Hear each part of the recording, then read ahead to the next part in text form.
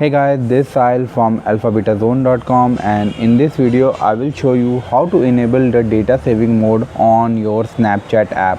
So if you want to enable a data saving mode on Snapchat, first you need to log into your account. After this you need to click on the profile icon at the top left corner. Now you need to click on the setting option, and here you will need to scroll down, and after scrolling under privacy and control you will find a option of data saver. Click on it.